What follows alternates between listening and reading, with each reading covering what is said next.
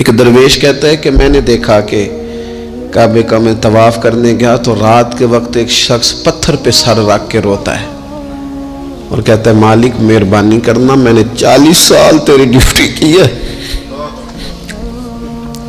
میری کو 2-4 دن کی قبول کر لینا، میں نے 40 سال تیری نوکری کی، قبول فرما لینا، قیامت میں رسوا نہ کرنا۔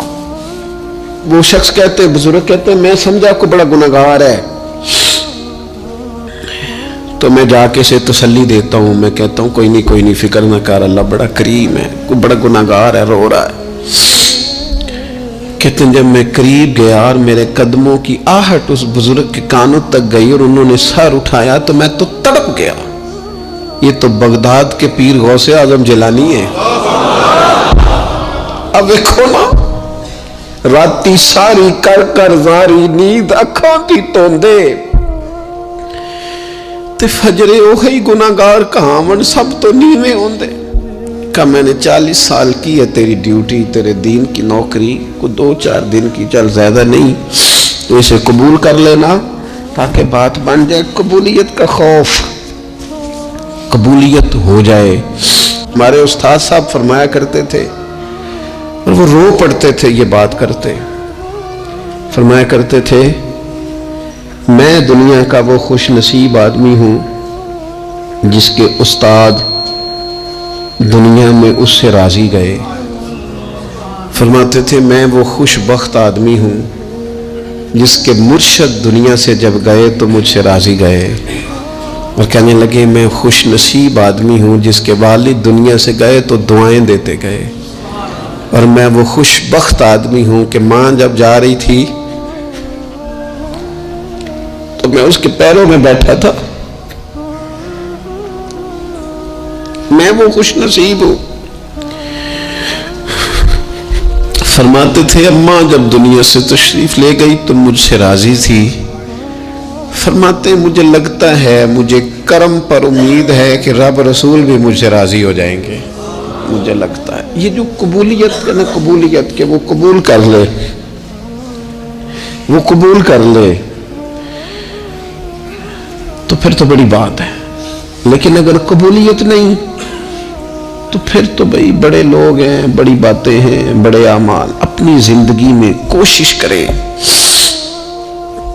کریں کہ ایسے اعمال کیے جائیں، ایسے کاموں کو کیا جائے جن سے نا وہ قبول کر لے، کچھ چیزیں وہ قبول کر لیتا ہے، اچھی نیت میں لپیٹ کر عمل کیا جائے تو قبول ہے، اور عمل کر کے نا پھر اس سے ڈرا جائے تو پھر قبول ہے، پھر خوف کیا جائے کہ چونکہ بارگاہ بڑی ہے تو پھر قبول ہے۔ کچھ لوگ ایسے ہوتے ہیں جو بڑے بہترین کام والے ہوتے ہیں لیکن ان کی زبان سے ڈر آتا ہے، ان کے جملوں سے خوف آتا ہے، ان سے محبت کا رشتہ ہوتا ہے، تعلق ہوتا ہے، لیکن ان کے ساتھ گزارا نہیں ہوتا، اس لیے کہ وہ نیک بھی ہیں، نمازی بھی ہیں، حاجی بھی ہیں، پرہیزگار بھی ہیں، لیکن زبان سے تیر برساتے ہیں، ان کے جملے نہیں ہوتے، ان کے نشتر ہوتے ہیں جو دلوں کو گھائل کرتے۔ ایسا آدمی اپنی نیکیاں ضائع کر بیٹھتا ہے۔ بڑے بڑے جملے بولنا مسلم شریف میں موجود ہے، نبی اکرم صلی اللہ تعالی علیہ وسلم نے فرمایا ایک شخص نے قسم اٹھا کے کہا تھا اللہ فلانے کو معاف نہیں کرے گا، تو فرماتے ہیں رب کریم نے فرمایا یہ کون ہے جو میرے اوپر قسمیں اٹھاتا ہے، اسے جا کے کہہ دو، وہ بظاہر جسے گناہگار سمجھ کے تو نے کہا تھا نا اللہ اسے معاف نہیں کرے گا، جا اسے کہہ دو میں نے اسے معاف کر دیا ہے۔ اور یہ جو تو حاجی نمازی نیک پرہیزگار بنا پھرتا تھا اور قسمیں اٹھاتا تھا رب فلانے کو معاف نہیں کرے گا، اسے کہو تیرے سارے عمل برباد کر دیے، نئے سرے سے عمل کرنا شروع کر، تیری ساری پچھلی نیکیاں ضائع کر دی۔ تو کون ہوتا ہے قسمیں اٹھا کے کہنے والا، زبان کو کنٹرول نہ رکھنے والا میرے بندوں کے بارے میں؟ اور ٹھیک ہے آپ داڑھی والے ہیں، ٹھیک ہے آپ پگڑی والے ہیں، ٹھیک ہے آپ مسواک کرتے ہیں، ٹھیک ہے آپ نماز پڑھتے ہیں، لیکن علم پڑھے دا مان نہ کریے مت آکھی میں پڑھیا، او تے جبار کہار کہاوے متے روڑ دیوی دودھ کڑیا۔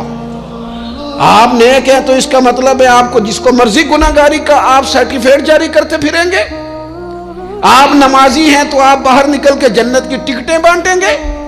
آپ سخی ہیں تو آپ کہتے پھریں گے فلانا دیتا کچھ نہیں, فلانا بانٹتا کچھ نہیں. کس نے اختیار دیا؟ اللہ کے بندوں پر جرت کا اختیار کس نے دیا؟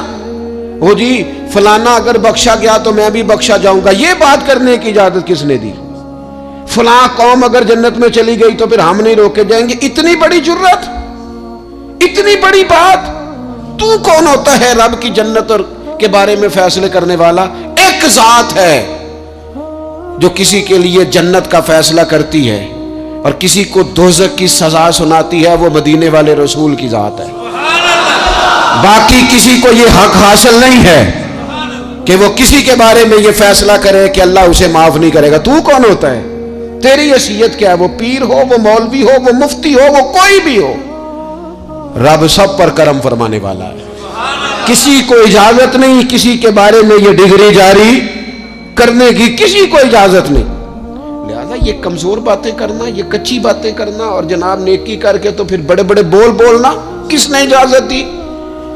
میں ممبر پہ بیٹھا ہوں اور مجھے سالوں بیت گئے تبلیغ کا کام کرتے. میں ایسے لوگوں کو جانتا ہوں جن کا بالکل نام نہیں آتا لیکن انہوں نے اپنی زندگی میں کروڑوں روپے راہ خدا میں خرچ کیے. ان کا کہیں ذکر نہیں, کہیں انہوں نے تذکرہ نہیں کیا, لیکن وہ ہر روز رات کو اٹھ کے تہجد پڑھتے. انہوں نے کبھی کسی کو نہیں بتایا, لیکن جب وہ اپنی تسبیح نکالتے ہیں تو انہیں توفیق دیتا ہے کائنات کا مالک کہ پڑھ میرے رسول پہ درود پاک.